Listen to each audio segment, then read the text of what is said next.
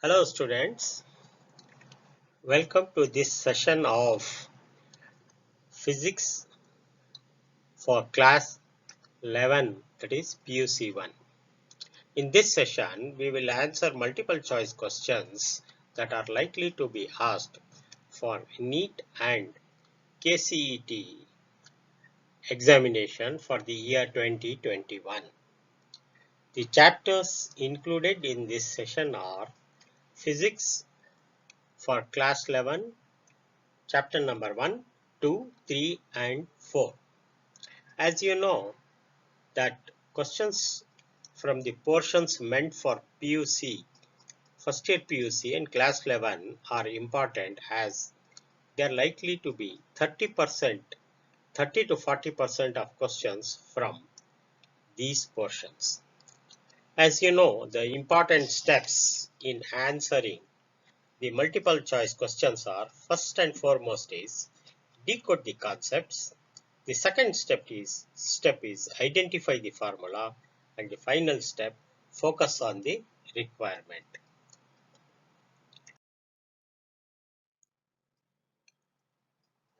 Units and measurements. Physics is a quantitative science and based on the measurements of physical quantities.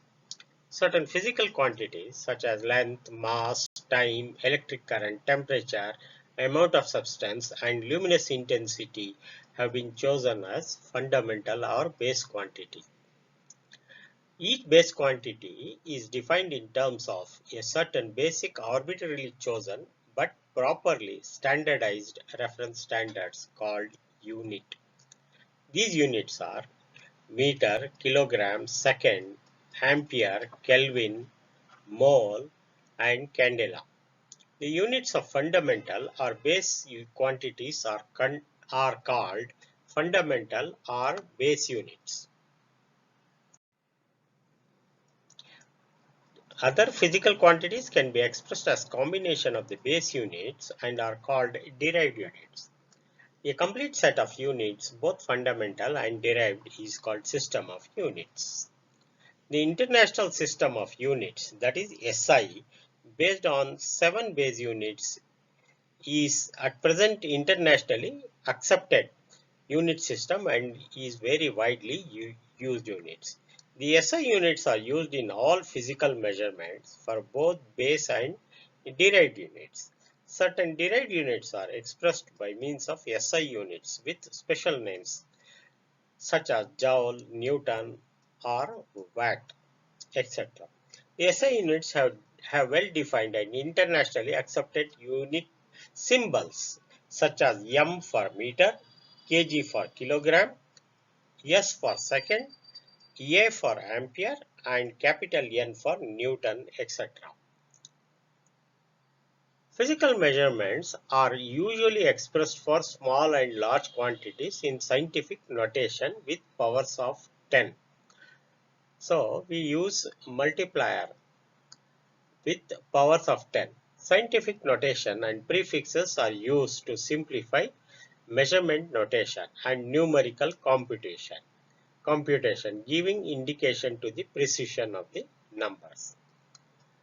So the basic quantities and SI units are described in this table. So here length is meter, symbol is M. It is capital M shown here. Sometimes we use M, small m. Mass is kilogram, kg. Symbol is kg. Time is second and symbol is S. Many times we use this a small letter S. Electric current is ampere and its symbol is capital A. Temperature is Kelvin, degree Kelvin or K. And amount of substance, that is mole or mole. So luminous intensity, that is intensity of light, is candela. That is symbol is CD. You have to remember all these things while solving the numerical problems in the chapters 1 and 2, that is units and measurements.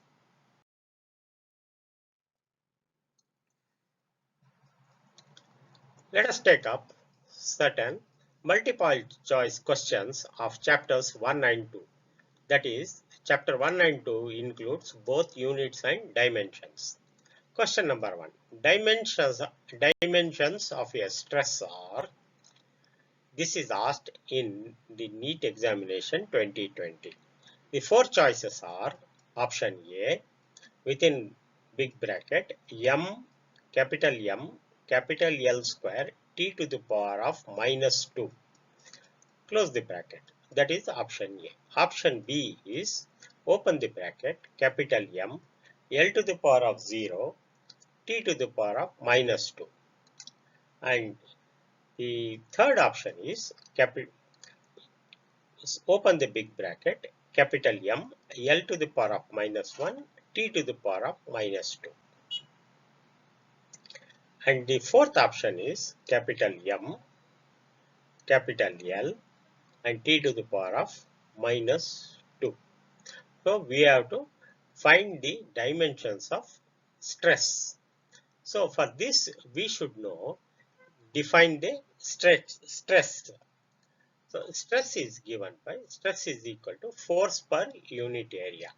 Force is ml t to the power of minus 2. That is, area is L square.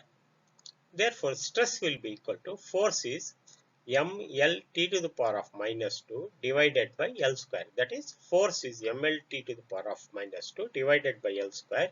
That is equal to ml to the power of minus 1 t to the power of minus 2. The correct answer is ml to the power of minus 1 t to the power of minus 2. This answer is in option number C. Let us mark it. So C is the correct answer. Next question. Question number 2. The density of material in CGS system of units is 4 grams per centimeter cube. That is, mass is 4 grams, volume is centimeter cube. In a system of units in which the unit of length is 10 centimeter and unit of mass is 100 gram, the value of density of material will be. Please interpret the question. So, in CGS system, the density is 4 grams per centimeter cube. So, we are required to convert it and find the value of density in a system where the unit of length is 10 centimeters, not centimeters, 10 centimeters, and unit of mass is 100 grams. 4 options are given. So, we have to calculate that. So, let us do some numerical calculation. We know density D is given as 4 grams per centimeter cube.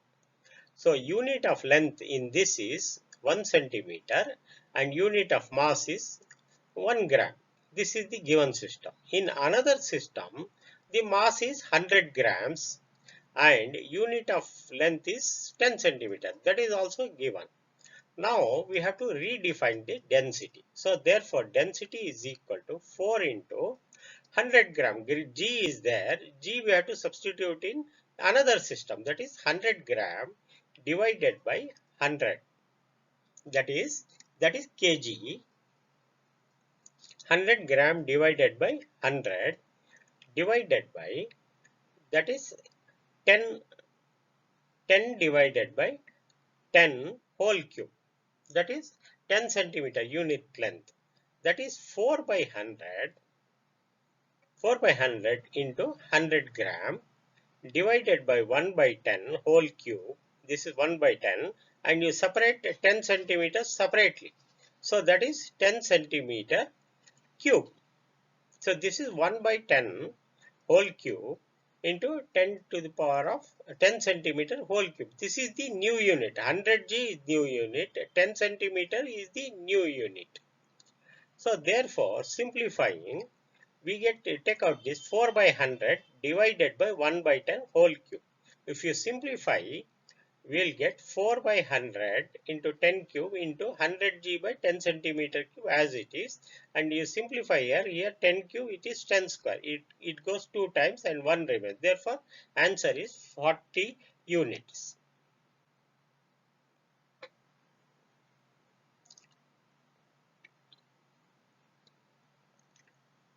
Next question. Unit of permittivity of free space epsilon naught is, this is asked in year 2004. So we have to find, four options are given here. You read the options. If you know the answer, permittivity, if you know the unity of permittivity of free space, straight away you mark it. Otherwise, we have to do some calculations. We know force is given by Q1 Q2 divided by 4 pi epsilon naught r square. This is from Coulomb's law. Force between two charges Q1 and Q2, we know from Coulomb's law, this is the force is given by Q1 Q2 divided by 4 pi epsilon naught r square. So Q1 and Q2 we can have charge, unit of charge is Q square, and r is the distance or length 4 pi f, and f is given here 4 pi f, rearranging. So epsilon naught you take it on the left side and f you take it on the denominator. You get, this is Q is Coulomb square divided by Newton meters square.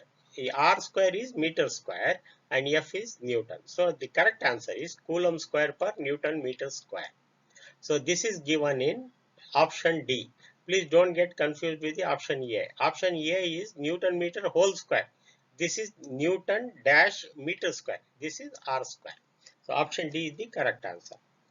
The next question is, the unit of Stefan Boltzmann constant is, so here four options are given: watts per meter square Kelvin to the power of 4, or watts per meter square, or option C watts per meter square Kelvin, or option D is watts per meter square K square. So let us solve it. Stefan's law, E is equal to sigma AT to the power of 4. This you have to remember. Stefan's law, E is equal to sigma AT to the power of 4, where E is the energy dissipated per second, A is the surface area, and T is the absolute temperature in Kelvin. So therefore, we have to rearrange sigma.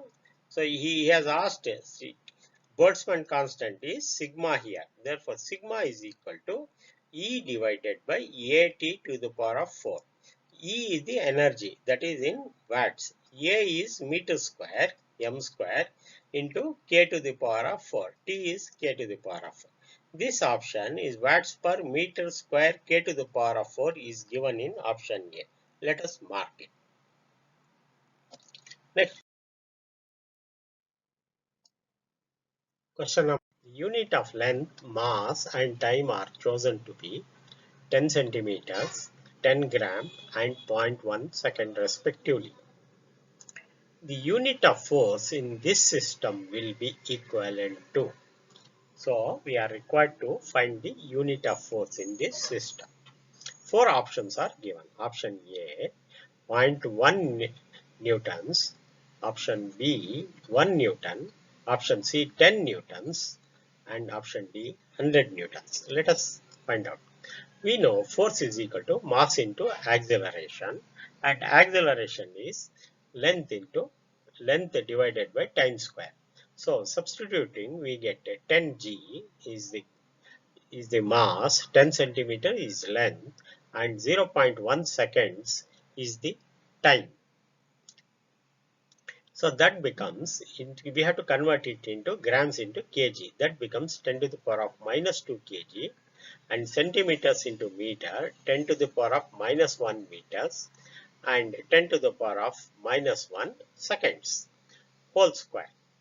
So that becomes, simplifying, it becomes 10 to the power of minus 1 newtons, because 1 newton is equal to 1 kg meter per second square.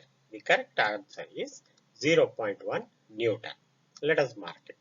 Next question. If x is equal to at plus bt square, where x is the distance travelled by the body in kilometers, while t is the time in seconds, the unit of b is.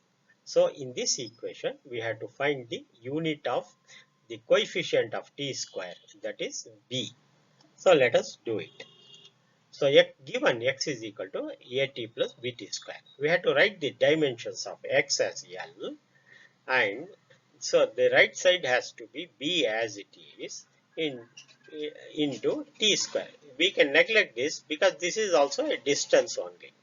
AT is distance. So we are required to find the BT. So BT square. So therefore B is equal to L divided by T square.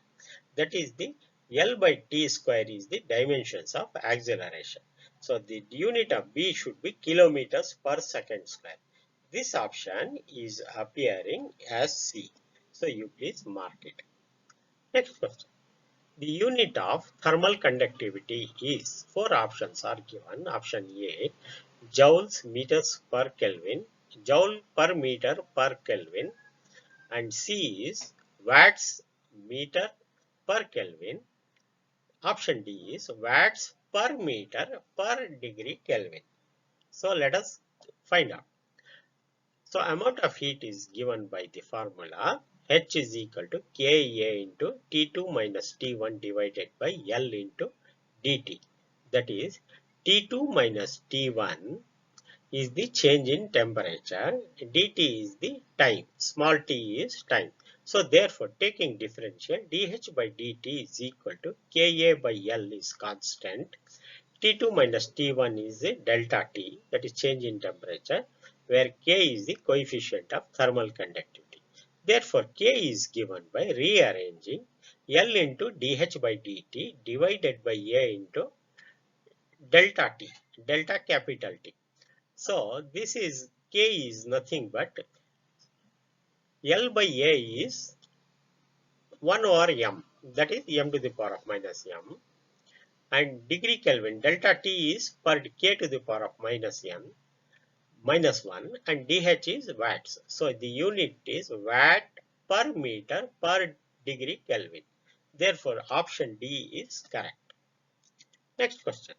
Question number 8. A physical quantity of dimensions of length that can be formed out of C, G and E square by 4 pi epsilon naught is, where C is the velocity of light, G is the gravitational force, and E square by 4 pi epsilon naught, E is the charge of electron, and E epsilon naught is the permittivity. We have to find amongst the four different formulas given as option A, option B, option C and option D. For this we have to do some simple calculation. So L is equal to C to the power of x. Let L is equal to C to the power of x. Because L we have taken A, left hand side, the dimensions are given as length. Okay, so the L is equal to C to the power of x, G to the power of y into E square divided by 4 pi epsilon naught into E to the power of z. Now we have to substitute the dimensions. So dimensions of velocity we know is L2 to the power of minus 1 and dimensions of gravitational force is m to the power of minus 1 L cube T to the power of minus 2. And we know the charge is ml cube into t to the power of minus 2 into the power of z. Now we have to simplify and combine rearrange the powers of length, mass and time. Put rearranging we get and we simplify and find the values of x. X is equal to minus 2 and z is equal to y is equal to half, simplifying. Hence L is equal to 1 by c square. If you put the values of here, L is equal to x, c to the power of x is c to the power of minus 2, that is 1 over c square. Gy is equal to half. So G is equal to G as it is to the power of half. E square by 4 pi epsilon naught also half. GE have the same power y and z, therefore it becomes half. So this is the correct equation. This value is available in option number D, that is D here. Mark it.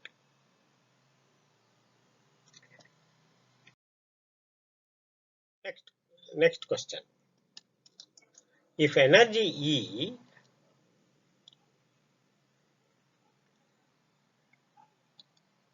velocity v and time are chosen as the fundamental quantities, the dimensional formula of surface tension will be. That is, in this problem, energy, velocity and time are taken as the fundamental quantities. We have to find the dimensional formula. So, dimensional formula of surface tension. Surface tension by definition is force per unit length, that is F by L.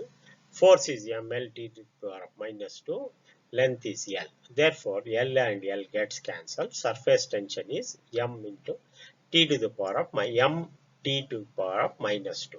So, energy is force into displacement. So, we have to multiply this force into distance. Therefore, it becomes energy is ml square. Force is ml square t to the power of minus 2, and velocity is displacement over time. V is equal to lt to the power of minus 1. Therefore, surface tension will be S is equal to, let surface tension be, because we have chosen energy, velocity and time as the units, fundamental quantities. So, let it be e to the power of A, V to the power of B and T to the power of C. Therefore, surface tension we have found mt to the power of minus 2 is equal to ml t to the power of minus 2, that is energy to the power of A, and velocity to the power of B, lt to the power of minus 1 into B and t to the power of C. Therefore, equating dimensions, we get A is equal to 1, B is equal to minus 2 and C is equal to minus 2. Hence, S is given by E V to the power of minus 2 T to the power of minus 2.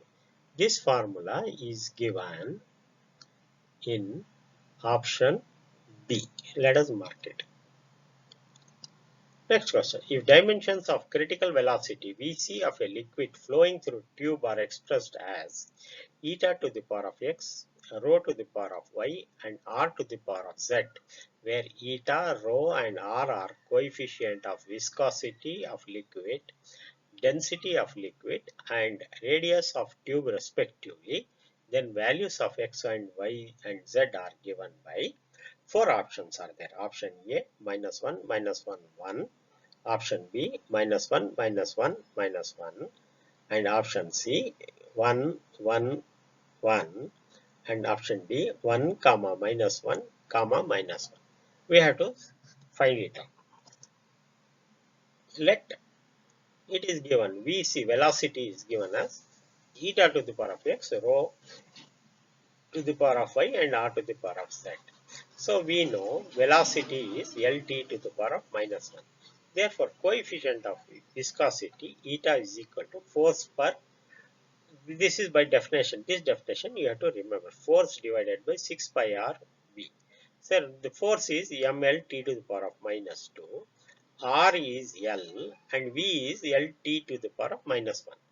That is equal to, simplifying, we get ml to the power of minus 1 t to the power of minus 1. So, density rho is m by L cube, that is mass over volume, that is ml to the power of minus 3, and L is r is the radius and that is L. Therefore, substituting in the given formula, we see m to the power of 0. M is missing in here. So, we will put it as m to the power of 0. L to the power of minus 1 is equal to ml to the power of minus 1 t to the power of minus 1 to the power of x, and ml to the power of minus 3 2 to the power of 0 y, and m0 L1 and t to the power of 0 to the power of z. Substituting, comparing the powers of left hand side and right hand side and simplifying, we get values of x as x is equal to 1, y is equal to minus 1 and z is equal to minus 1. These calculations you please note down in your notebook and do it meticulously. And you will find x is equal to 1, y is equal to minus 1 and z is equal to minus 1. Therefore, this option is available in option D. So, you please mark it. Next question. If force F, velocity V and time t are taken as fundamental units, then dimensions of mass are, four options are given. So everything should be in terms of force F, velocity V and time T. So let us find out the dimensions of mass.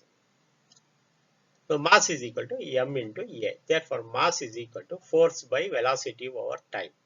F is the required dimension, F. Velocity is the required dimension, V to the power of minus 1 and T.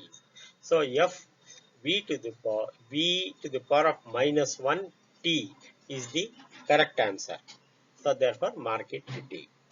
Next question is the pair of quantities having same dimensions is, so four options are given. What are the pairs? Pairs are given as option A, Young's modulus and energy. Option B is impulse and surface tension. Option C is angular momentum and work. Option D is work and torque. We are required to find out which one is having the same dimension, which pair is having the same dimensions. If you know readily the answer, you please mark it immediately. And for those of you who do not know, let us work out. Work is equal to force into displacement. Force is equal to ml t to the power of minus 2 within bracket L. That is equal to ml square t to the power of minus 2. That is the dimension for work. And dimension of torque, which is defined as force into force arm, that is also same as work, that is ml square t to the power of minus 2. Hence, option D is the correct option. Please mark it.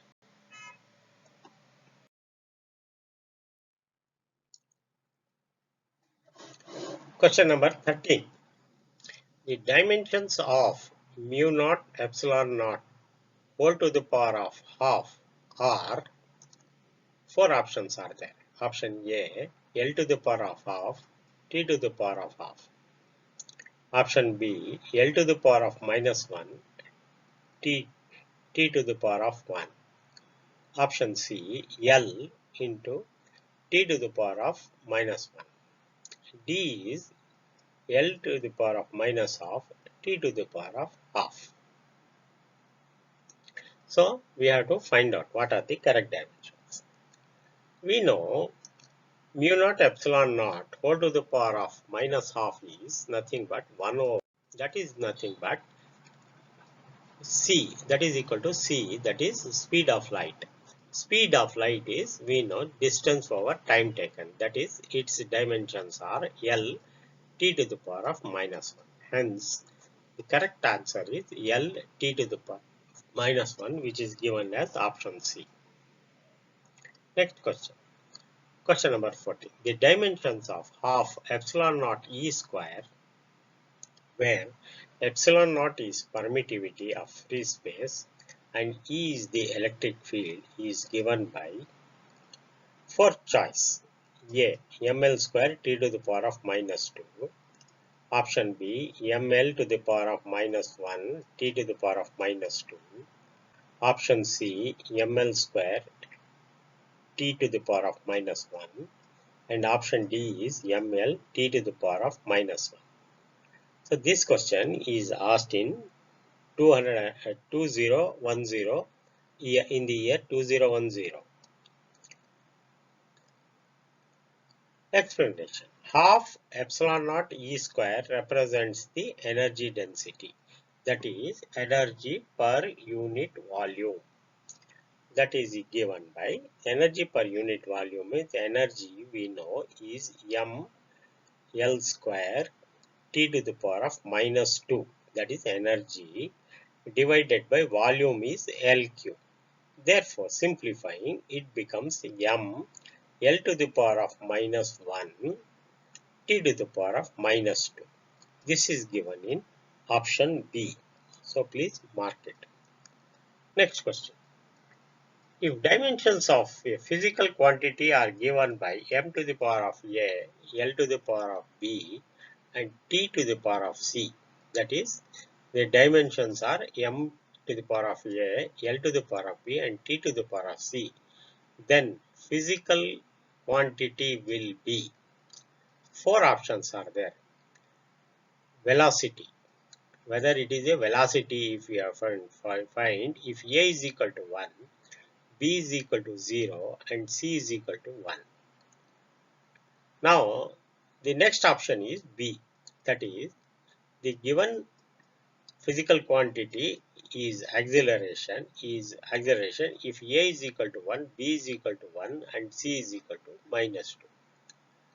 And option C is force. If A is equal to 0, B is equal to -1 and C is equal to -2. And option D is pressure. If A is equal to 1, B is equal to -1 and C is equal to -2. So here the 4 different options have 4 different physical quantities. That is, whether we have to find whether it is a velocity or acceleration or force or pressure, depending upon the values of A, B and C in the given equation. Now we have to evaluate it. Let us evaluate. So we know pressure is equal to F by force per unit area.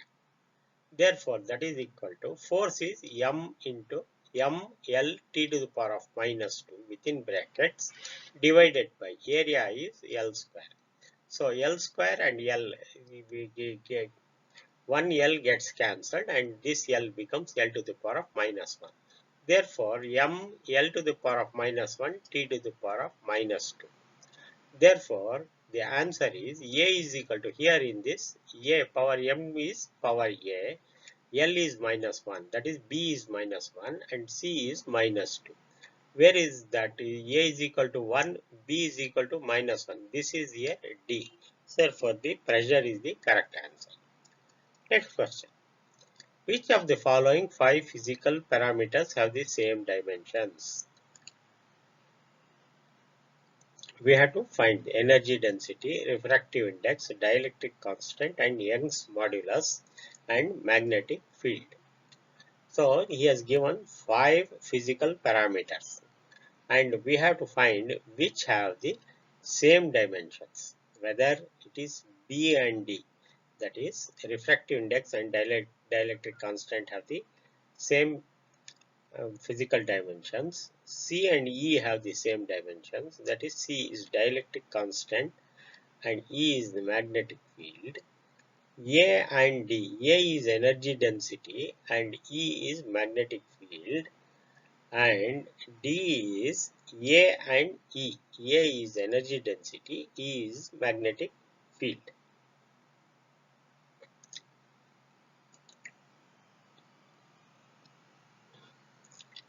We know refractive index and dielectric constants have no dimensions. Now we will take up the rebalance 3. Energy density is energy over volume. Energy is, dimensions of energy are m L square T to the power of -2 divided by L cube. That is equal to L square cancel and 1 L remains here. Therefore, ml minus ml to the power of -1 T to the power of -2 are the dimensions of energy density. Young's modulus is force per unit area into L over delta L. That is, force is ml T to the power of -2 into divided by A is L square. This L is L, delta L is once again L. So therefore L gets cancelled, 1 L, ml to the power of -1 T to the power of -2. So Young's modulus has dimensions ml -1 T to the power of -2. Now let us calculate for magnetic field B, F over IL. That is equal to ml T to the power of -2 A into L. That is m into T to the power of -2 A to the power of L. Therefore, energy density and Young's modulus have the same dimensions.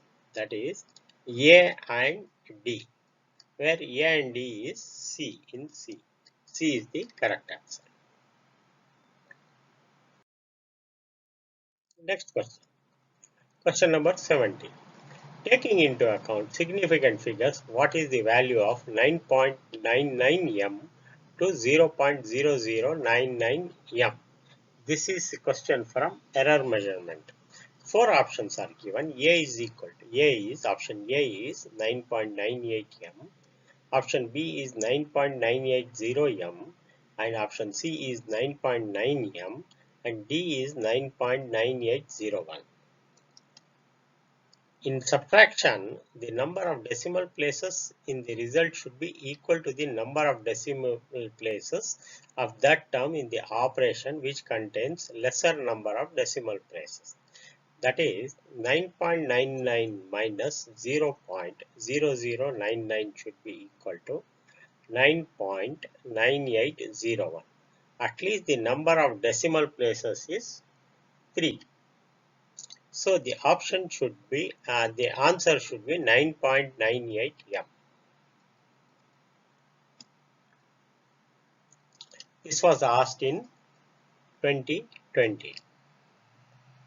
Next question. A screw gauge has least count of 0.01 mm and there are 50 divisions in its circular scale.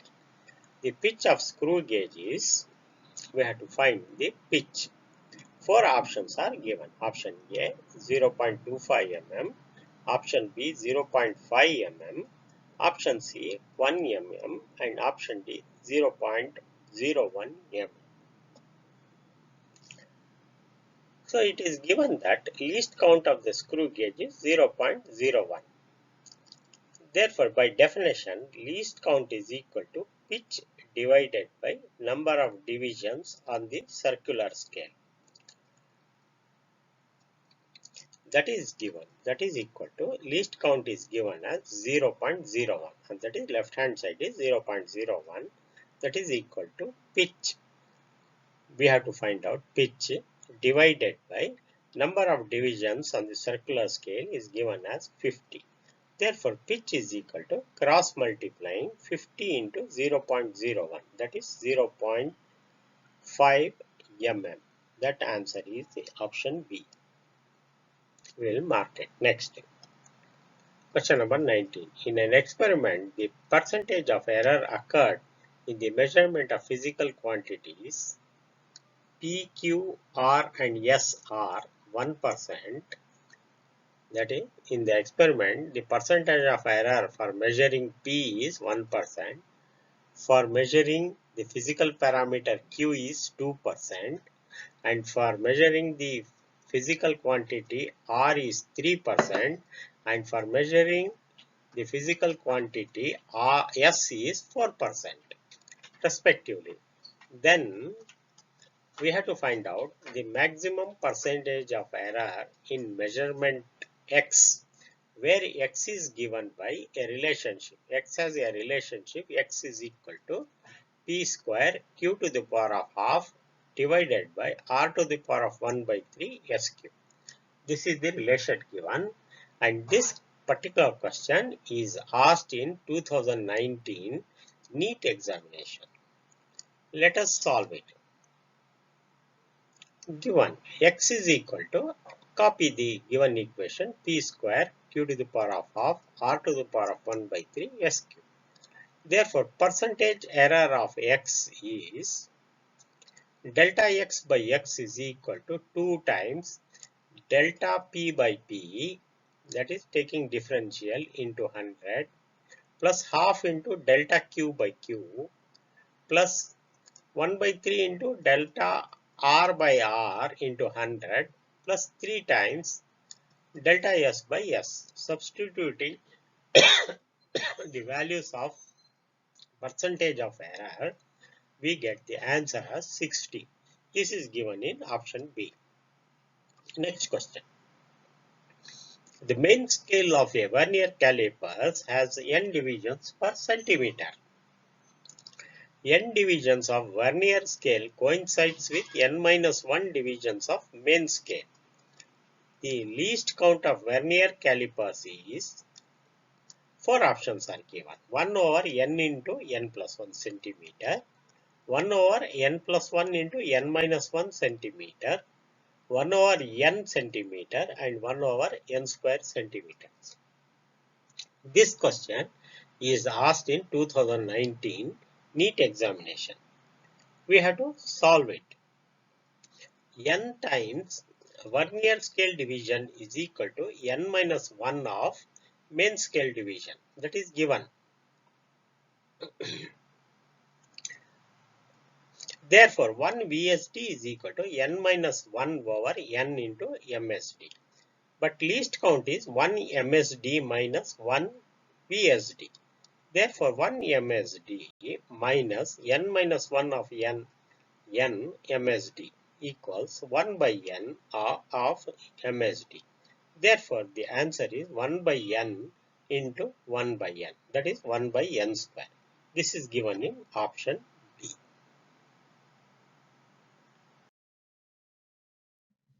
Now we will take up chapter number 3, that is motion in a straight line. Before we answer all the multiple choice questions, let us revise the theory part of chapter number 3. Point number 1. An object is said to be in motion if its position changes with time. The position of the object can be specified with reference to a which is taken as positive, that is to, right direction from the origin is positive and left is taken as negative. So next we will define path length. Path length is defined as the total length of the path traversed by an object. Point number 3. Displacement is the change in position. That is, change in position means delta x is equal to final position minus initial position. That is x2 minus x1. Point number 4.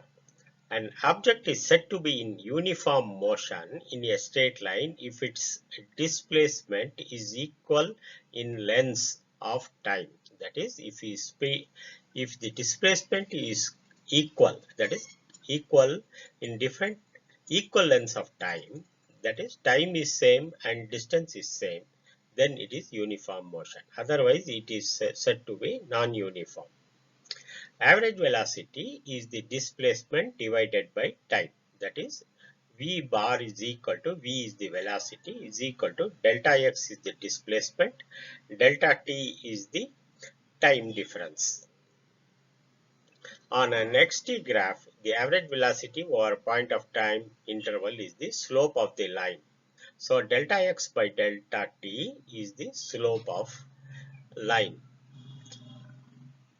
Then average speed. Average speed is the ratio of total path length traversed and the corresponding time interval. It is the ratio. Average speed is the total path length divided by the total time. So, instantaneous velocity. Instantaneous velocity is, simply velocity is defined as the limit of the average velocity as the time interval delta becomes small. That is, V is equal to limit V, average V bar as delta t tends to 0.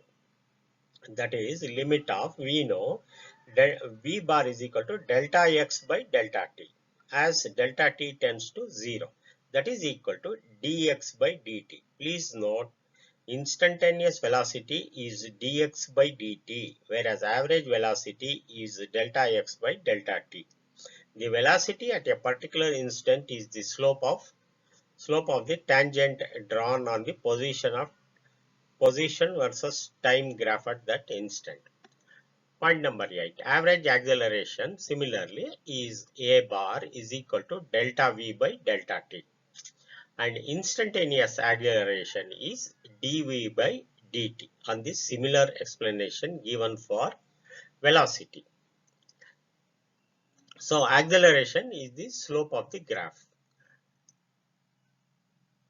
The area under the velocity time curve between times t1 and t2 is equal to the displacement of the object during that interval time.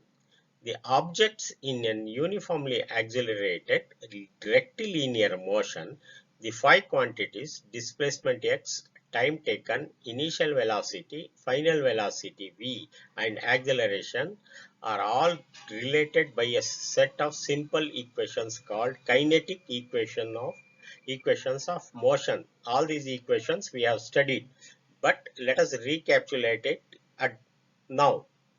V is equal to V naught plus AT, where V is the final velocity, V naught is the initial velocity, and A is the acceleration, and T is the time interval.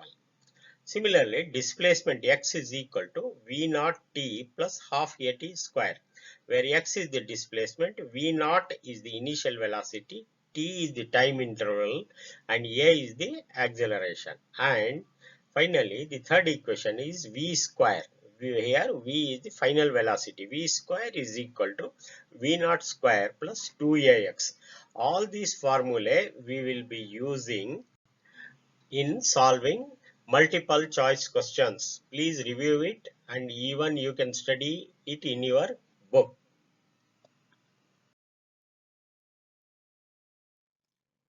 Question number 21.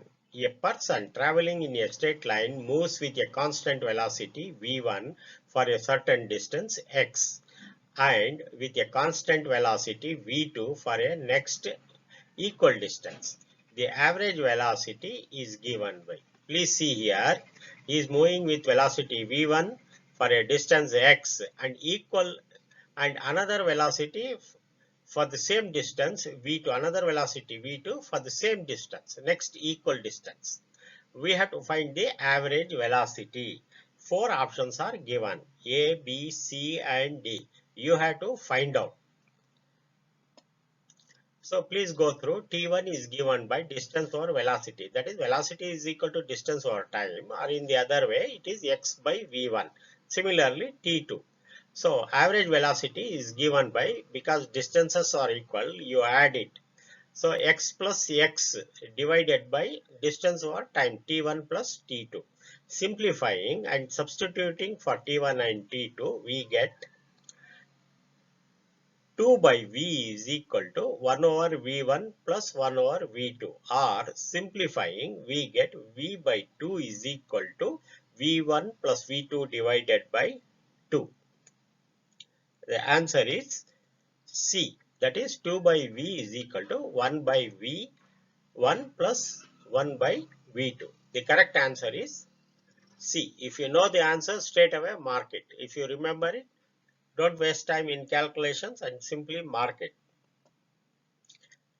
Question number 22. Preeti reached the metro station and found that the escalator was not working. This is an escalator problem. That is, one day Preeti found that the escalator is not working. So she had to walk the stationary escalator in time t1. And other days when the escalator was working, she took t2, time t2 to reach the destination or the final cross the escalator. We are required to find the time taken by her to walk up the moving escalator. To walk up the moving escalator is, we have to find the time taken by her to walk up the moving escalator. So let us solve it. Let the distance, the escalator distance be d.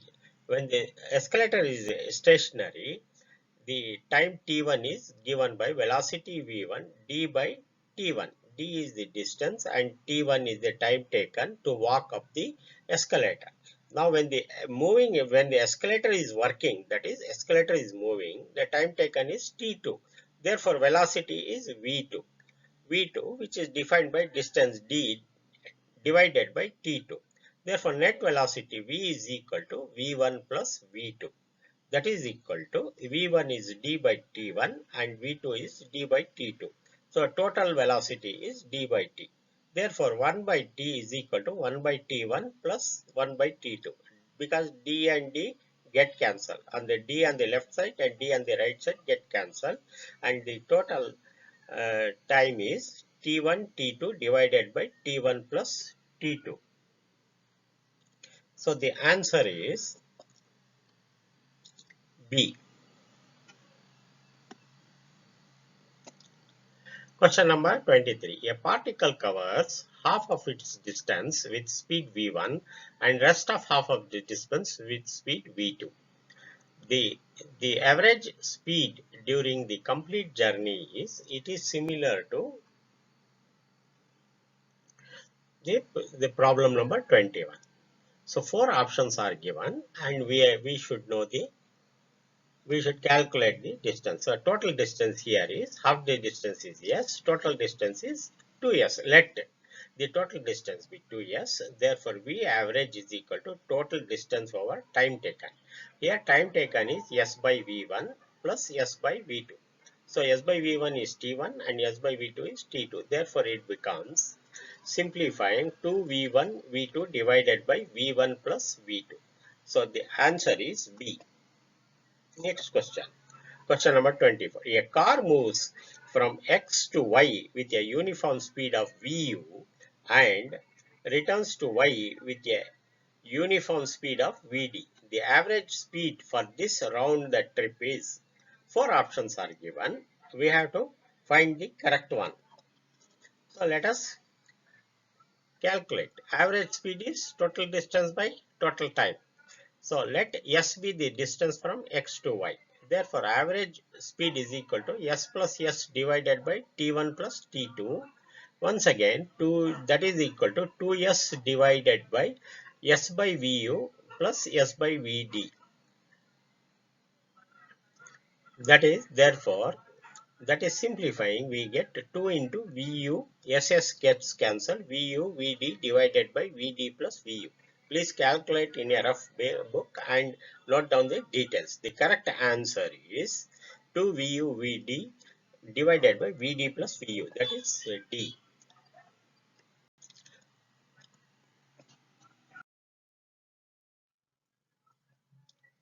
Question number 25. If a car at rest accelerates uniformly to a speed of 144 kilometers per hour in 20 seconds, it covers a distance. That is, the question is, if a car at rest is starting and accelerates uniformly to a speed of 144 kilometers per hour in 20 seconds, we have to find out the distance.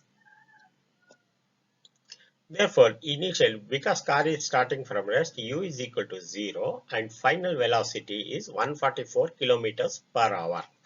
That is equal to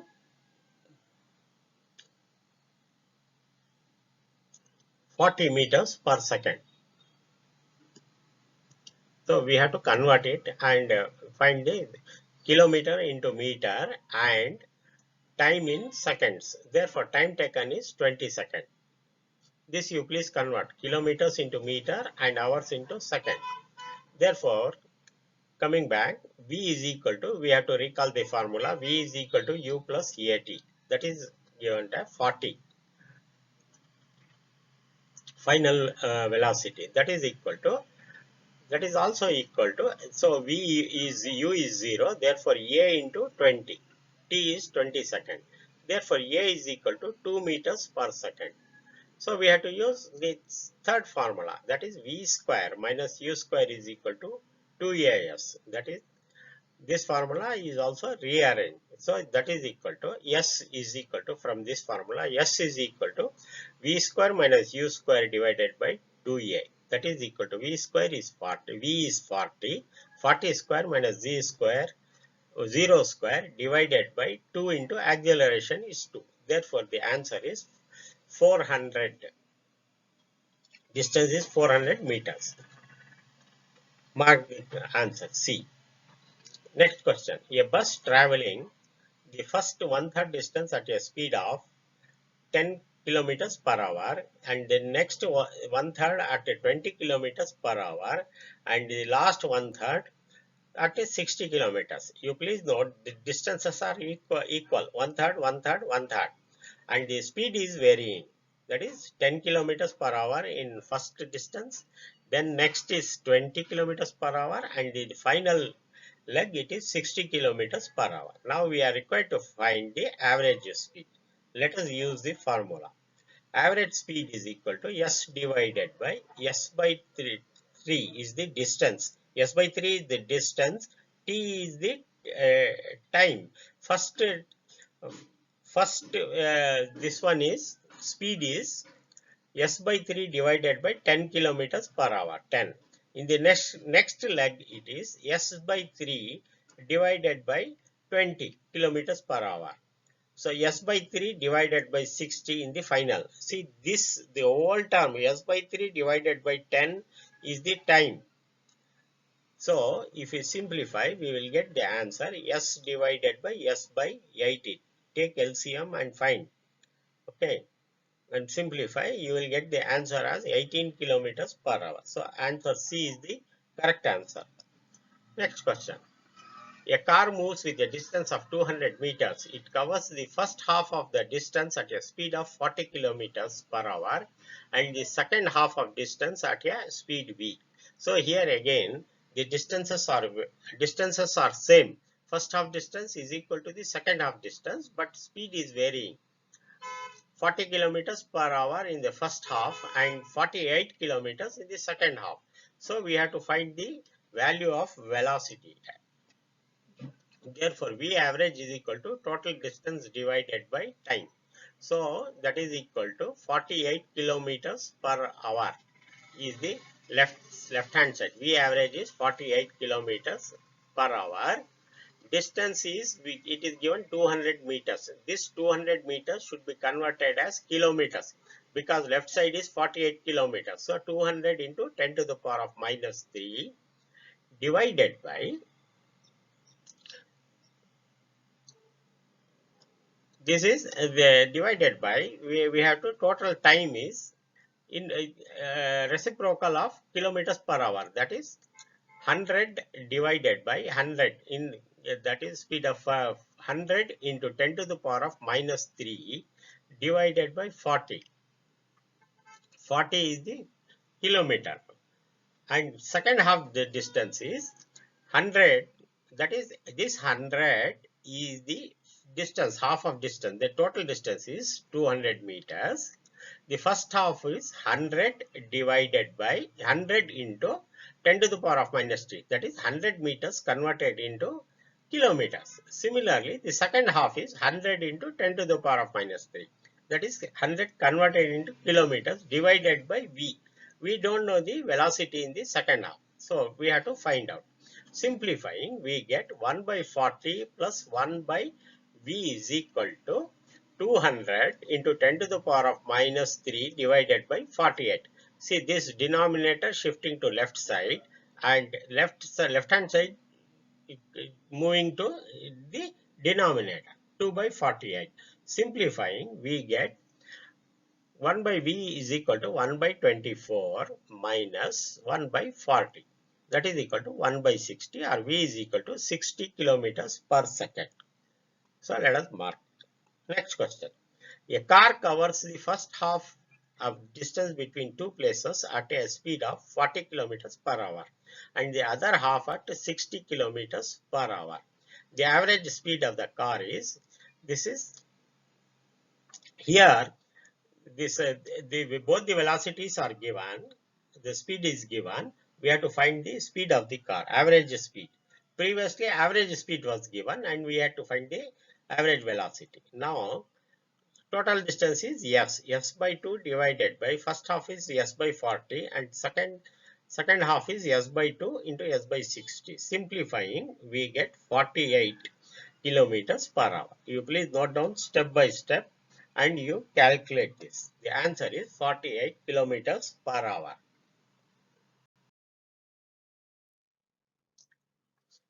Question number 29. If the velocity of a particle is v is equal to a into t plus bt square, where a and b are constant, then the distance traveled by it is 1 second and 2 seconds. The distance traveled by the particle between 1 second and 2 seconds is, we have to find. The equation is given. This is this question was asked in 2016. So we have to see, first we have to note the v is given. V is nothing but, we know dx by dt. V is equal to distance over time, dx by dt, that is given at plus bt square. Now if we integrate, we will get the distance. So integrate, because we are required to find the distance.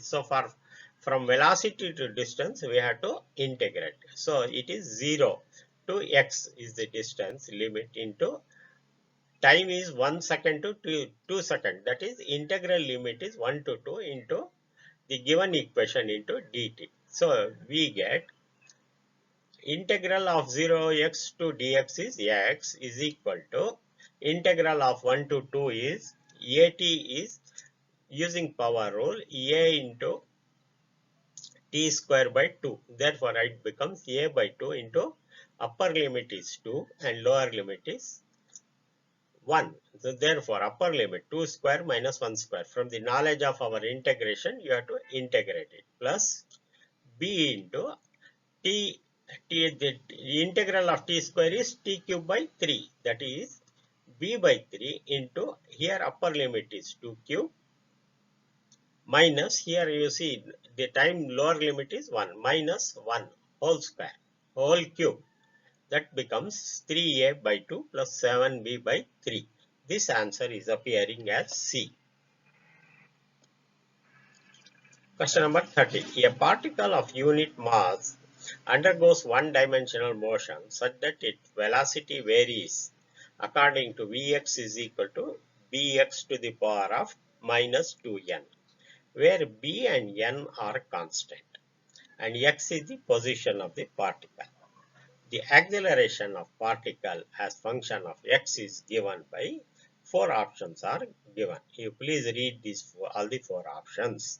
So given equation we have to velocity is given and constant b and n also it is velocity is in terms of b, n and x. Therefore we have to find the acceleration. To find the acceleration we have to differentiate. V into x is bx to the power of minus 2n. Therefore, acceleration is equal to dv by dt. That is dv by dx into dx by dt. Therefore, that is equal to dv by dx is v into dv by dx. This dv by dx. dx by dt is velocity. Therefore, dv by dx is equal to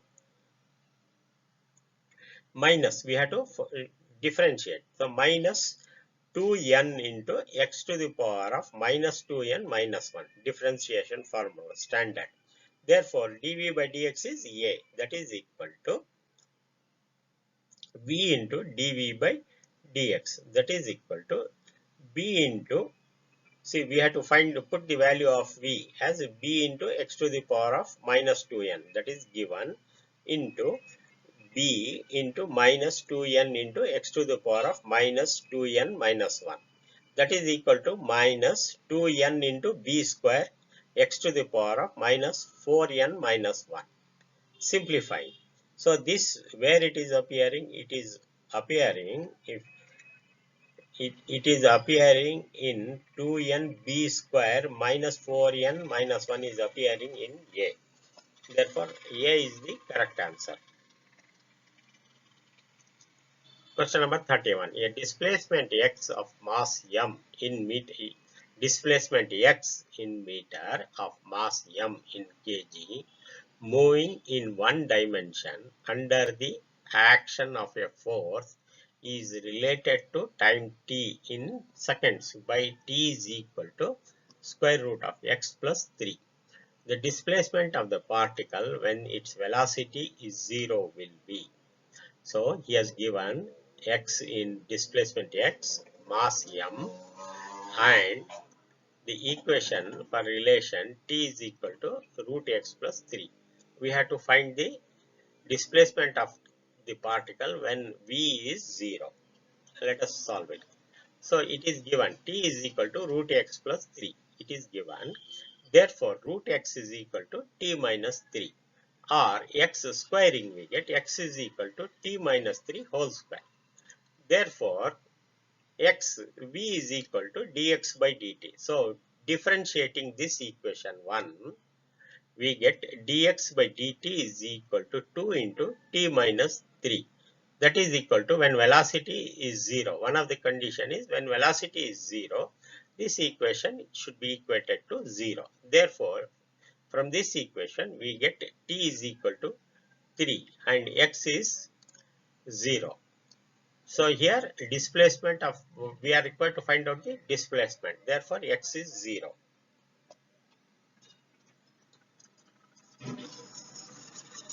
The correct answer is C. If you know the answer, you please simply put it, mark it without wasting time in calculation. Otherwise, you calculate and do it. Question number 32. A particle has initial velocity of 2i plus 3j and acceleration of 0.3 I plus 0.2 j. The magnitude of velocity after 10 seconds will be. Please note here I and j are unit vectors in x and y directions respectively. Here velocity is given, acceleration is given. We have to find the magnitude of velocity after 10 seconds. That is t is equal to 10 seconds. Therefore, we should know the formula. V is equal to u plus at.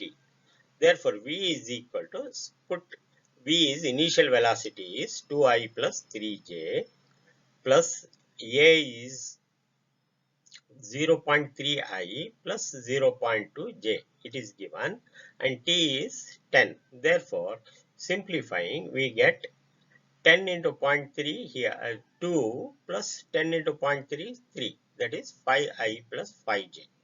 Therefore, taking modulus, mod v is equal to square root of 5 square plus 5 square. That is 5 root 2. The correct answer is B. So, we will take up the next question.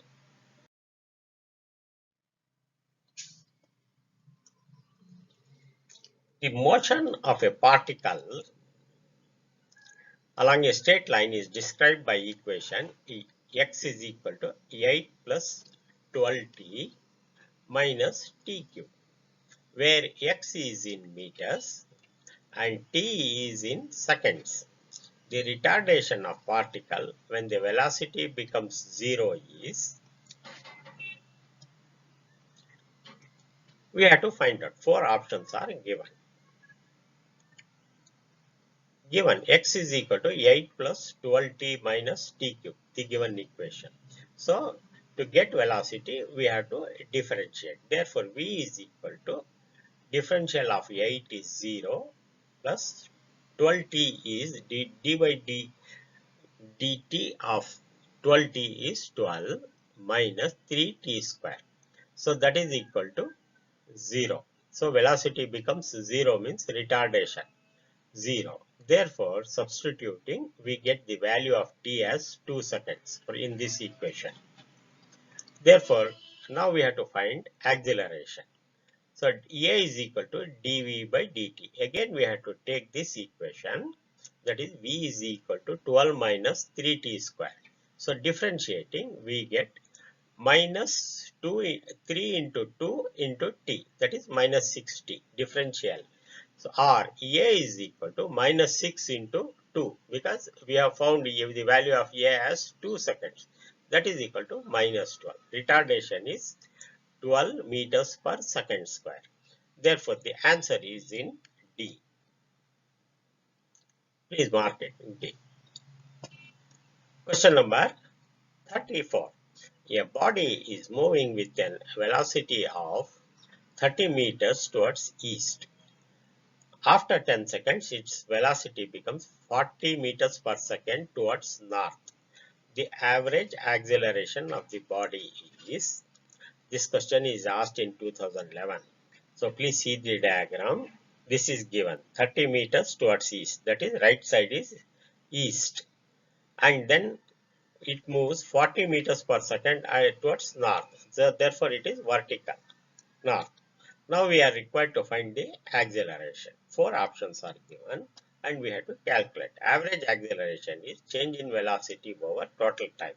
Therefore, A is equal to 40j, that is in the direction of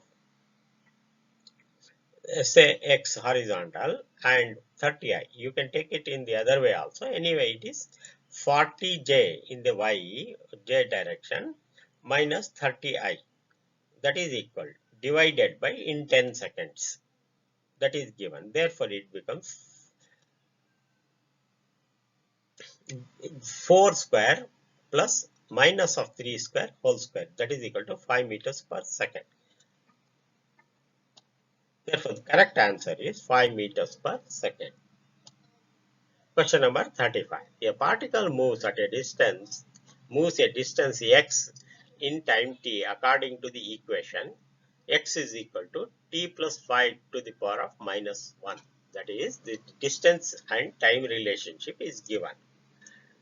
So, the acceleration of the particle is proportional to. So, there we have to find out whether the acceleration is proportional to velocity equal to the power of 3 by 2, or acceleration is proportional to distance square, or acceleration is inversely proportional to distance square, or it is acceleration is proportional to velocity to the power of 2 by 3. Let us calculate, let us find out. Distance x is given 1 over t plus 5. Here, this is x t plus 5 to the power of minus 1. Taking into denominator, we find 1 over t plus 5. Therefore, velocity is equal to dx by dt. That is equal to, taking differential and power rule, minus 1 divided by t plus 5 whole square. Differentiation. That is equal to a is equal to, again differentiate. To find acceleration from velocity, we have to differentiate it. Take the second derivative. That is d square v by dt square. That is equal to, here again you do it, 2 divided by t plus 5 whole cube. So t plus 5, 1 over t plus 5 is nothing but v. V to the power of 3 by 2. Therefore, the correct answer is A.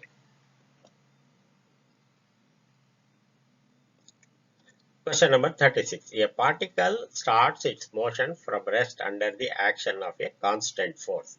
If the distance covered is in first 10 seconds is S1 and that covered in first 20 seconds is S2, then. So please read the question and understand the concept. So initial velocity is 0 because the particle starts motion from rest under action of a constant force.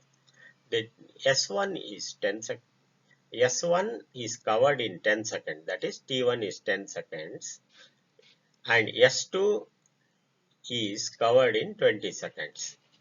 Then we have to find the value of S2. So let us analyze. Given U is equal to 0 and T1 is 10 and T2 is 20. Therefore, S use the formula S is equal to UT plus half AT square. Therefore, S1 is equal to half of AT1 square and S2 is half of AT2 square. Therefore, S1 by S2 is equal to T1 by T2. That is equal to T1 is 10 and T2 is 20. 10 by 20 whole square. That is 1 by 2 whole square. That is 1 by 4. Therefore, S2 is equal to 4 times S1. This answer is available in option B.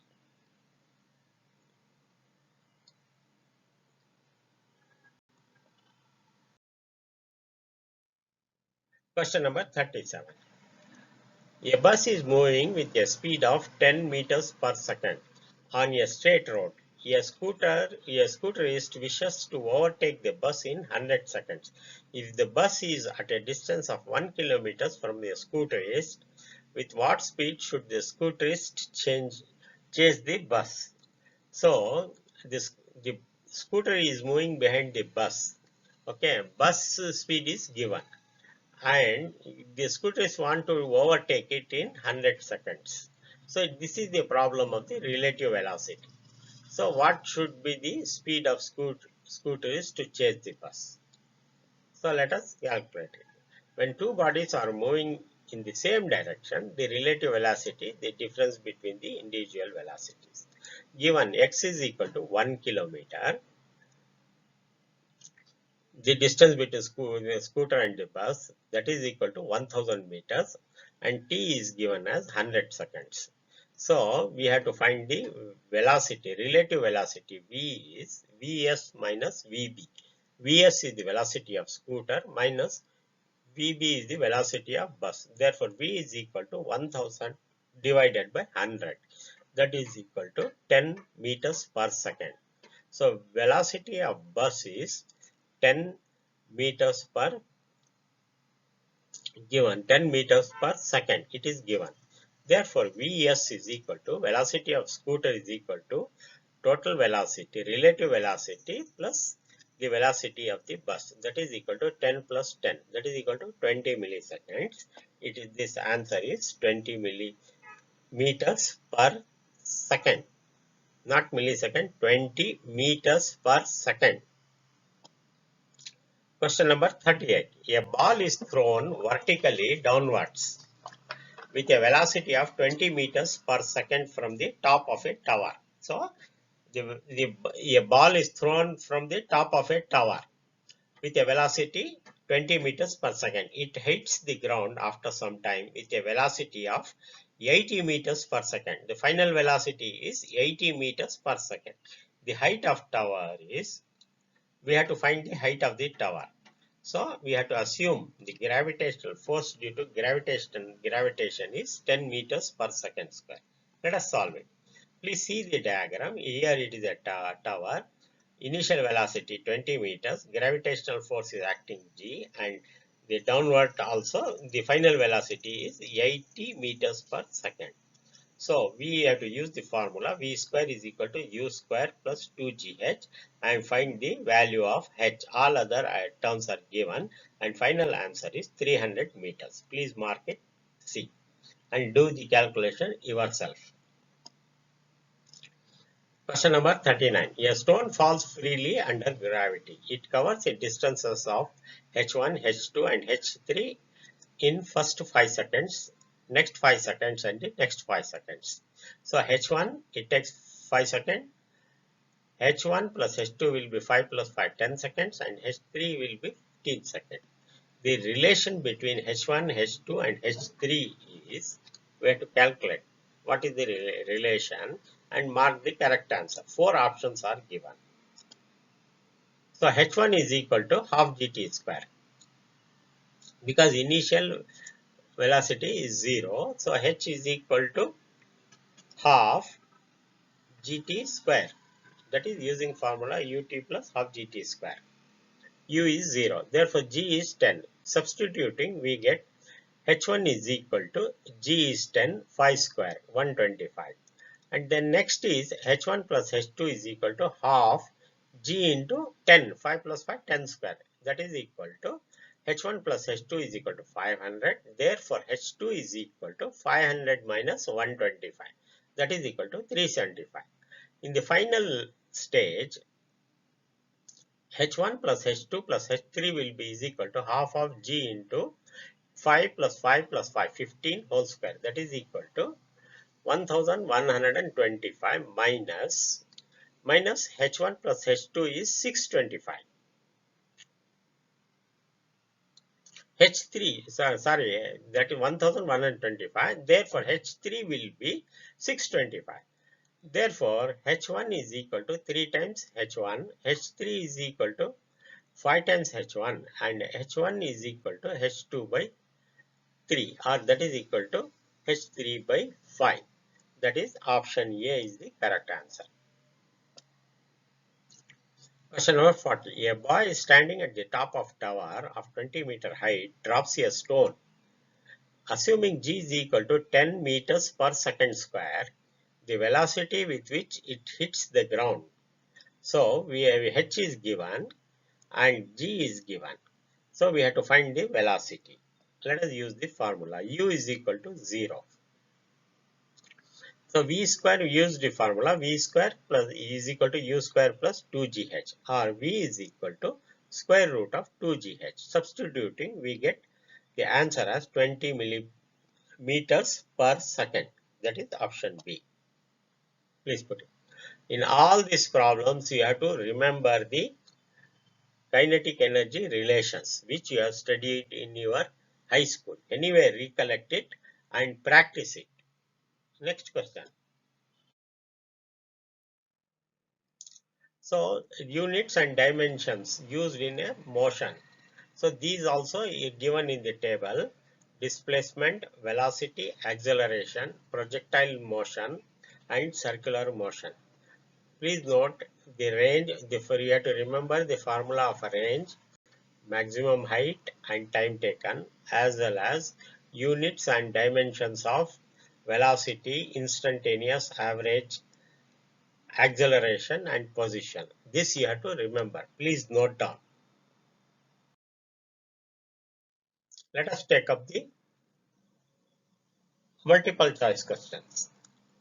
The moment force F is given. F is equal to the moment of force F is equal to 4I plus 5J minus 6K at 2, 0 minus 3 about the point 2 minus 2 minus 2 is given by. You see. So we have to find out the moment of force when F is given and the position of the distance is given in terms of x, y, and z coordinates. We have to find out. So four options are given. We do not know which one is correct. Let us calculate. So here you see there are vectors R0. So there are two vectors R0 2 0 minus 3 and 2 minus 2 and 2 is given. We have to find this is at the point P where F force is acting and its perpendicular distance at point A is R minus R0. So tau is equal to R cross F. That is tau is the moment of force is equal to R cross F. R is nothing but R0 minus R0. That is R minus R0. That is equal to 2 minus 3K.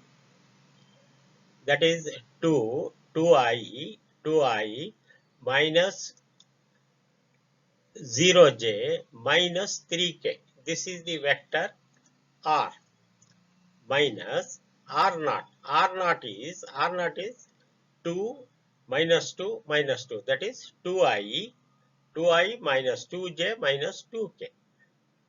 That is equal to R minus R0 is 2J. Simplifying, 2I gets cancelled. 3K plus 2K, that is equal to minus K, and 2J. Minus into minus 2J. So R minus R0 is 2J minus K. Here you see this vector, the perpendicular vector from F force point P to A is 2J minus K. Therefore, tau is equal to R. R is given. R is 2J minus K. We have just calculated into cross. F is 4I plus 5J minus 6K. This we have to simplify from the knowledge of our vector multiplication cross product. Tau is equal to IJK, and this is R minus R0 is 0, 2J minus K minus 1, and the last row is for this force F 4, 5 minus 6. That is simplifying the matrix or determinant matrix multiplication. We get I into 12 minus, that is 12 plus 5, that is minus 7, minus J into 0 plus 4, that is 4J, and K into minus 8, minus 8K. We get from our knowledge of vector multiplication minus 7I minus 4J minus 8K. This answer is given in option D. Let us option C, that is minus 7I minus 4J minus 8K. Sorry, it is the correct answer is option C. It is calculated correctly here. Only while stating I have made a mistake. Question number 42. The magnitude of sum of two vectors is equal to the magnitude of difference of two vectors and angle between these vectors is. So here you please read it once again. The magnitude of sum of the two vectors is equal to the magnitude of the difference of the two vectors. Suppose there are two vectors A and B. Sum of A plus B is equal to A minus B. The angle between these vectors we have to find out. A plus B is equal to A minus B is given. Mod of A plus B is equal to A minus B is given. Therefore, A plus B whole square is equal to mod of A minus B whole square. So, expanding A square plus 2AB plus B square left side and right side A square minus 2AB plus B square formula. So, AA gets cancelled. BB on the left and right side gets cancelled. Therefore, the result is 4AB. When the right side is moved to the left, because here my plus and minus, 4AB equal to 0 or 4AB cos theta is equal to 0. Therefore, cos theta is equal to 0 or theta is equal to 90 degrees. If you know and remember it correctly, you straight away mark it as 90 degrees to save time. Time is the essence of answering these questions. Question number 43. If A is equal to cos omega t I plus sin omega t j and B is equal to cos omega t I plus sin omega t j are functions of time, then the value of t which they are orthogonal to each other is given equation. Write down. Orthogonal means A dot B should be 0. Therefore, we have to multiply these. We have to find the dot product of these vectors. That becomes using cos A, cos B, sin A, sin B formula. We get as cos of omega t minus omega t by 2. So, we get omega t by 2 is equal to pi by 2 or t is equal to pi by omega. Option B is the correct option. Option 44. A particle is moving such that its position coordinate x and y are 2 meters and 3 meters at t equal to 0 and 6 meters and 7 meters at t is equal to 2 seconds and 13 meters and 14 meters at t is equal to 5 seconds. Average velocity vector V average from t0 to t5 seconds is, so different coordinates are given at a different times. That is, different times is 0, t is equal to 0, t is equal to 2 and t is equal to 5 seconds. We are required to find the average velocity. Therefore, V average is equal to delta R by delta t. So, we have to find the coordinates. That is, initial position is 2 meters, x is 2 meters and final position is 13 meters. So, 13 minus 2 into I plus 14 minus 3 into j divided by 0, 5 minus 0. So, initial and final. In between we can neglect it because it is an average. So, that is equal to 11 by 5 into I plus j. 11 is common. So, 11 by 5 I plus j. Option D is the correct answer.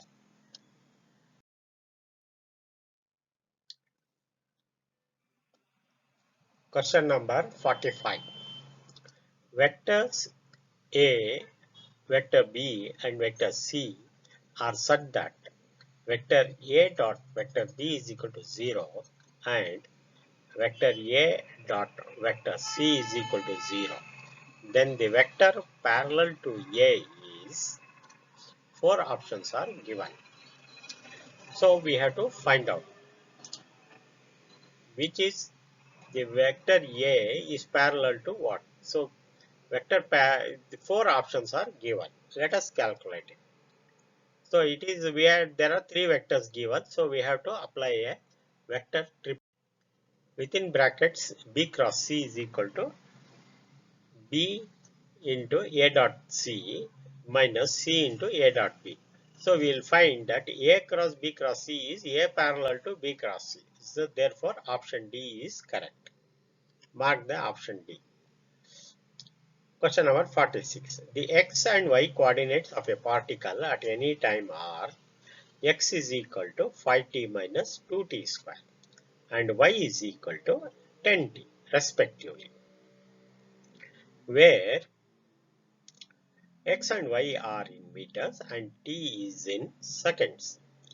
The acceleration of the particle at 2 seconds, that is, we have to find A at t is equal to t. Given that x is given and y is given, we have to find A. So let us do it. Given x is equal to 5t minus 2t square and y is also given 10t. So we have to find the x component.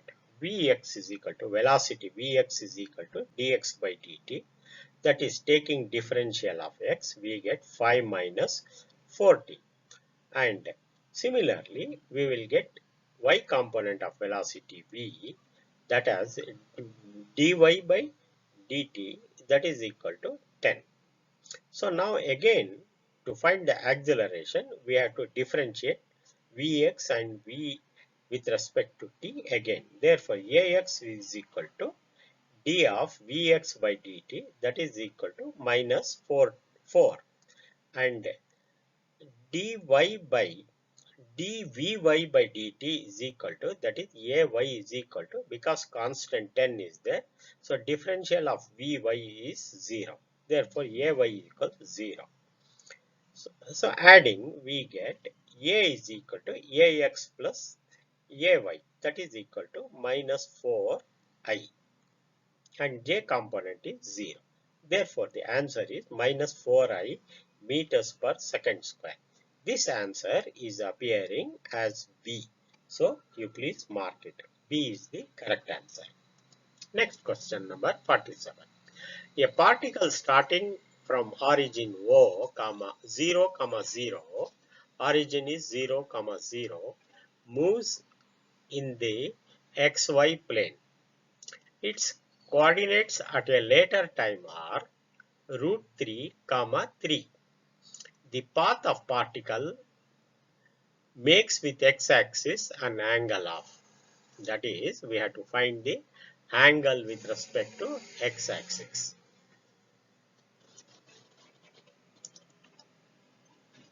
Let theta be the angle. Please see the figure. Let theta be the angle and its coordinate at point P are root 3, 3. And this is the origin 0, 0.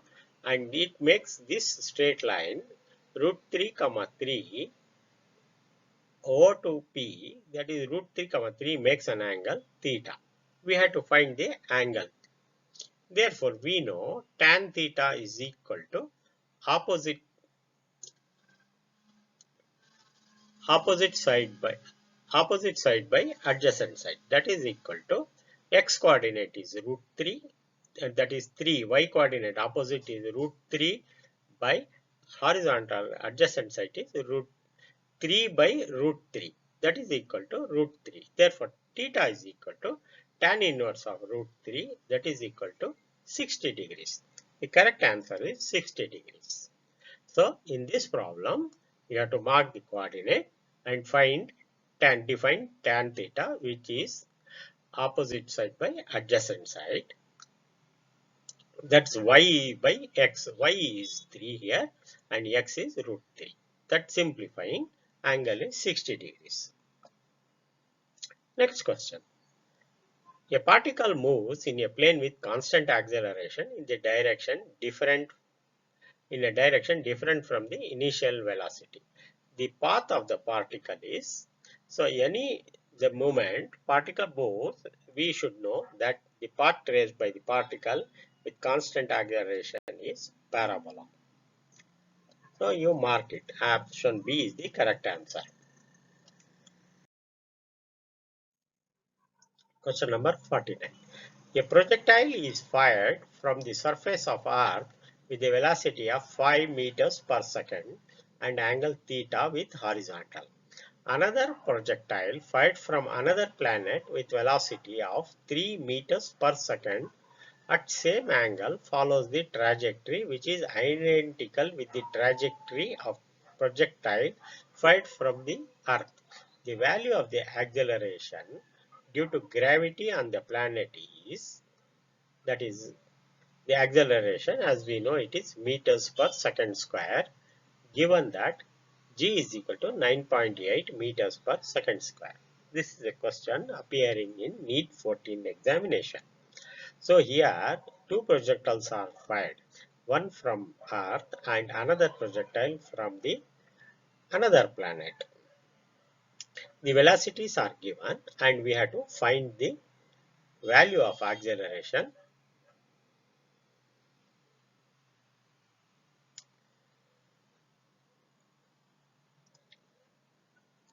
due to, therefore the trajectory, we have to find the range.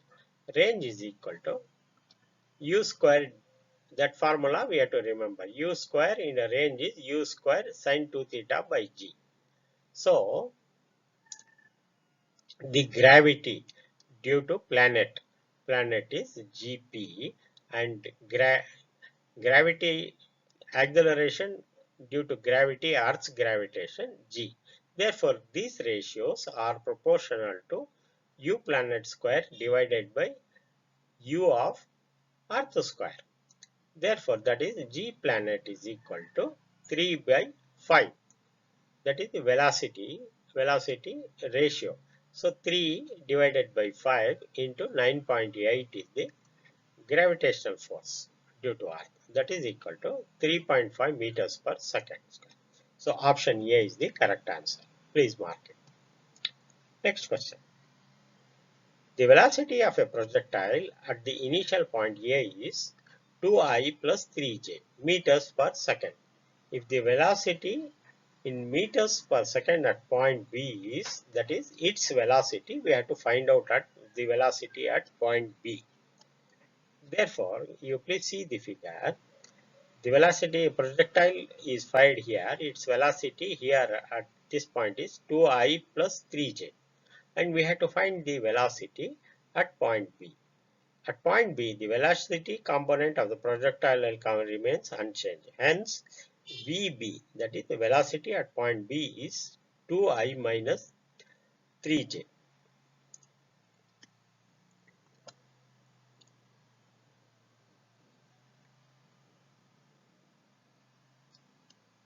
Next question. The horizontal range and maximum height of a projectile are equal.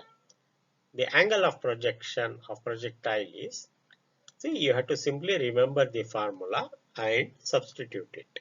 The range is given by u square into sine 2 theta divided by g, and height is given by maximum height h is equal to u square into sine squared theta by 2g. Please note the difference. For range it is sine 2 theta and for maximum height it is sine squared, and the denominator is g in respect of r and 2g in respect of h. Therefore, r is equal to h. It is also given. That is horizontal range and maximum height of are equal. So, r is equal to h. Therefore, equating both sides, we get cot theta is equal to 1 by 4, or taking the inverse, tan theta is equal to 4, or theta is equal to tan inverse of 4. This option is appearing as part B. Please mark it. Next question. 52. A missile is fired for a maximum range with an initial velocity of 20 meters per second. If gravitational force G is equal to 10 meters per second square, the range of the missile is, so we should know that for maximum range theta is 45 degrees. Therefore, R is equal to U square into sine 2 theta by G. That is equal to 20. U is given as 20 meters per second, 20 square into sine of 2 into 45 divided by 10. That is equal to 40. This answer is appearing as option A. Please mark it. Next question.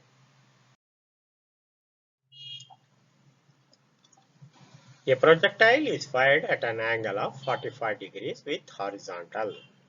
Elevation of projectile at its highest point is seen from the point of projection is.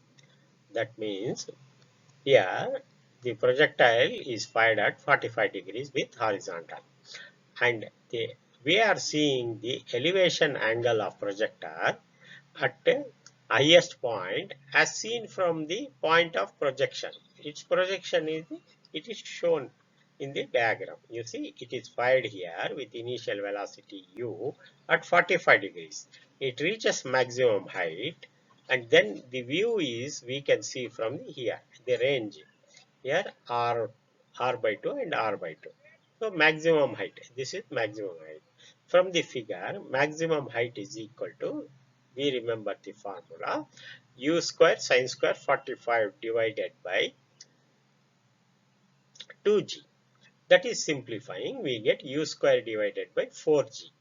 Horizontal distance r is equal to, that is range, is equal to u square sine 2 theta divided by g. That is equal to, we get 240 sine 90 is 1. Therefore, u square by g. Therefore, equating according to the required condition, that is tan alpha. See here, it is tan alpha is equal to h divided by r by 2. H is opposite side and adjacent side is r by 2. That is substituting the value of h and r by 2. We get, see here r is u square by g, but here we have to take r by 2. Therefore, it is r u square by 2g. That is equal to, simplifying, we get half. That is alpha is equal to tan inverse of half. That is this answer is appearing in option B. Mark it. Next, two bodies of same mass are projected with the same velocity at an angle 30 degrees and 60 degrees respectively. The ratio of their horizontal ranges will be. So you have to find the horizontal range is same when angle of projection is theta or 90 minus theta. Therefore, the ratio is 1:1 only. Please mark it option A. Next question. The speed of a swimmer still in water is 20 meters per second. The speed of river water is 10 meters per second and is flowing due east. If he is standing on the south bank and wishes to cross the river along the shortest path, the angle at which he should make his strokes with respect to north is given by four options. What are the options? So again, we have to calculate it and applying the formula. So the swimmer, Sg is the velocity due to swimmer and Rg is the velocity due to river water. So therefore, VASR stroke is 20 meters per second. It is given. VSR is given as 20 meters per second, and VRG is a river is 10 meters per second. River water. RG is river water. So 10 meters per second. And therefore we have to find the VSG, that is equal to V of SR plus V of RG.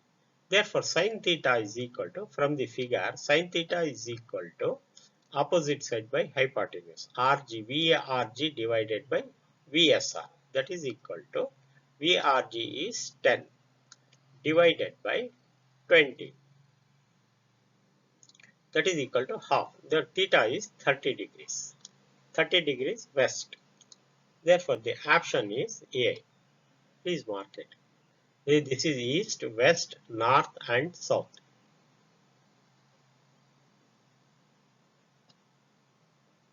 Next question, 56. A particle moves so that its position vector is given by r is equal to vector r is equal to sine omega t x. That is, x is a unit vector plus sine omega t into y. Y is also a unit vector in the direction of y, where omega is constant. Which of the following is true? Given, we have to calculate r is equal to cos omega t plus sin omega t. V is equal to, taking differential, we get minus omega sin omega t into x plus omega into cos omega t into y. Then again we have to find the acceleration. Okay. Angle A is equal, vector A is equal to minus omega square cos omega tx minus omega square cos sin omega t into y. So that is equal to omega square into r. If you take omega square common, minus omega square common, cos omega t plus sin omega t you get. So that is nothing but r. Therefore, r dot v is equal to 0. If you multiply r dot v equals 0, hence r is perpendicular to vector v and a is directed towards origin. This also we know. Here you can simply say a is directed towards origin. Okay. Option C is correct. If you remember correctly, then you can easily solve.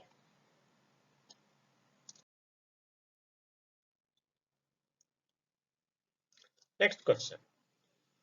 A ship A is moving westwards with a speed of 10 kilometers per hour and ship B is moving 100 kilometers south of A and is moving northwards with a speed of 10 kilometers per hour. The time after which the distance between them becomes shortest is.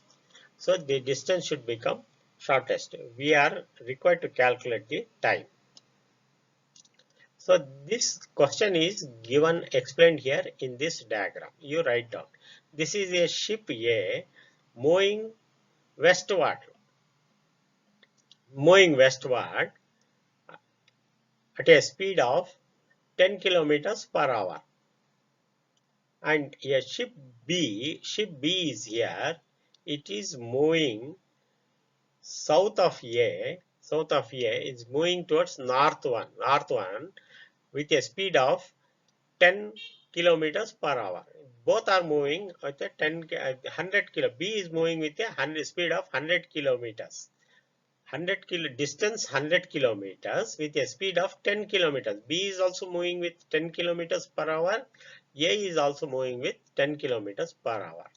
The time after which the distance becomes 0 is to be calculated. So let the time pass and let t be the time passed and x be the distance covered by the two ships, after which the distance between them becomes shortest. The distance between ship is S. You see ship A is here and ship B is here. So distance between them is S. That is equal to, from the figure, if you see, 100 minus x square plus x square. S is, that is hypotenuse square is equal to adjacent side by square of the other two sides, x square plus y square. So that is equal to 100 minus x square plus x square. That is S to be minimum, ds by dt equal to 0. See, we are required to calculate the distance between them become shortest. So therefore, from the application of differentials, ds by dt equal to 0, differentiating, we get and calculate x is equal to 50. So after both the ships have covered 50 meters, this distance between them becomes shortest. The time taken for it is t is equal to x by 10. That is in 10 seconds. T is given as 10 seconds. That is equal to 50 by 10. That is equal to 5 hours. Option A is correct. Next question. The position vector of a particle r as a function of time t is given by r is equal to 4 into sine of 2 pi t I plus 4 into cos of 2 pi t into j, where r is in meters and t is in seconds. Which one of the following statement is wrong for the motion? Please note, it is a negative question. Which one of the following statements is wrong for the motion of particle? First option is magnitude of A is V square by R. That is correct. Magnitude of velocity is 8m square, that we have to calculate. Option C is path of the particle is a circle of radius 4 meters. That also we have to prove. And direction A is along R. These four options are given. Now we have to calculate. So here x is given as 4 into sine 2 pi t and y is 4 into cos of 2 pi t.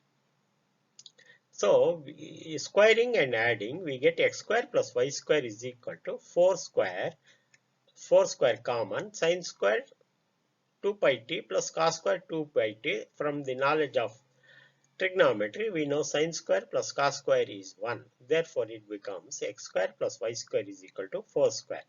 Motion of the path is this. This is the equation of a circle. Therefore, acceleration is along r. This is also correct. And that is option C is correct. And option A is also correct. And we have to calculate the velocity. V is equal to omega into r. Omega is 2 pi. R is 4. Therefore, that becomes 8. So, option B is also correct. Hence, option B, magnitude of velocity is 8 meters per second is wrong. It is not here 8 meters, not 8 pi meters. So, it is wrong. You please mark it. Next question. A particle moves in a circle of radius 5 centimeters with constant speed and time 0.2 pi seconds. The acceleration of particle is, so we have to calculate the acceleration using formula. Centripetal acceleration is equal to omega square r, that is equal to 2 pi by capital T whole square into r. So substituting the values 2 pi by 0.2 pi, because T is given as 0.2 pi whole square into 5. The radius is 5 and we have to calculate it in terms of meters. Converting 5 into, it becomes 5 into 10 to the power of minus 2.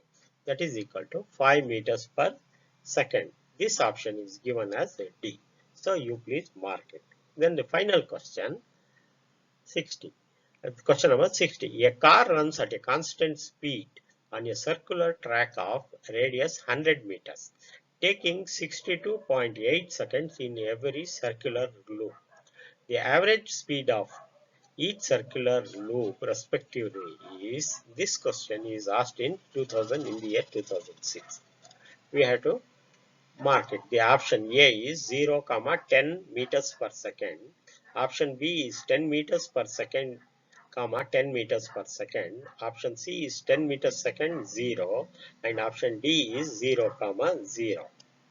So therefore, let us do some calculation. Distance covered in one loop. We know circular drop means the circumference of the circle is 2 pi r.